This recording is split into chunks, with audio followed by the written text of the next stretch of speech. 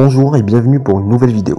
Aujourd'hui, on va vous présenter 5 faits surprenants sur la Corée du Nord. Alors installez-vous confortablement, ça commence maintenant.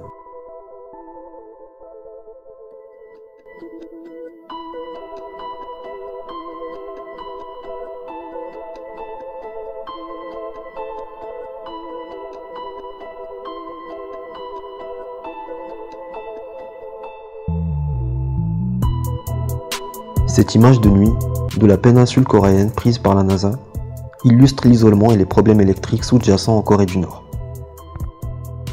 Par rapport à ses voisins, la Corée du Sud et la Chine, il fait complètement noir. Depuis que l'Union soviétique a disparu et a cessé de fournir de l'électricité à la Corée du Nord au début des années 1990, le pays est entièrement tombé en faillite énergétique. Comparé à la Corée du Sud, où chaque personne consomme environ 10 000 kWh d'énergie, la moyenne nord-coréenne utilise seulement 739. Des photos récemment publiées de la Station spatiale internationale montrent comment la Corée du Nord se fond complètement dans la noirceur environnante, à l'exception de quelques petits points de lumière.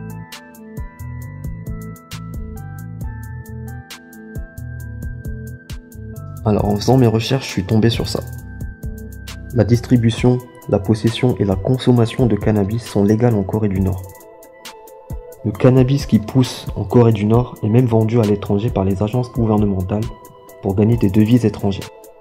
Il faut croire que la marijuana est aussi bonne que légale, car il n'y a pas de stigmatisation attachée et elle n'est pas non plus fétichisée autant qu'elle ne l'est en Occident.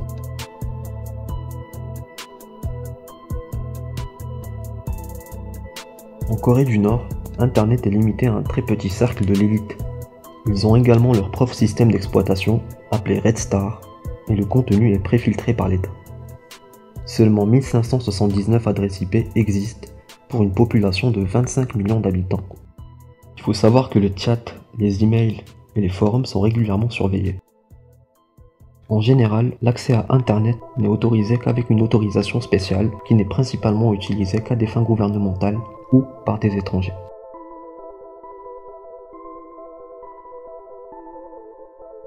La Corée du Nord suit une règle dite des 3 générations de punition. Cela signifie que si une personne a violé la loi ou est envoyée en prison, ses enfants, ses parents et grands-parents sont envoyés travailler avec elle.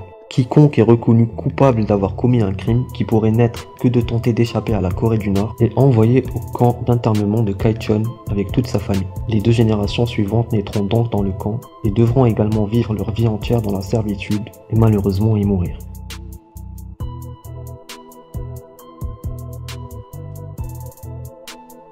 Entre 150 000 et 200 000 Nord-Coréens vivent dans les camps prisonniers entourés de clôtures électrifiées, selon les estimations du gouvernement sud-coréen. Selon un rapport qui a été publié il y a quelques années, 40% des prisonniers des camps meurent de malnutrition en faisant des travaux miniers, forestiers et agricoles, avec des outils rudimentaires dans des conditions très difficiles.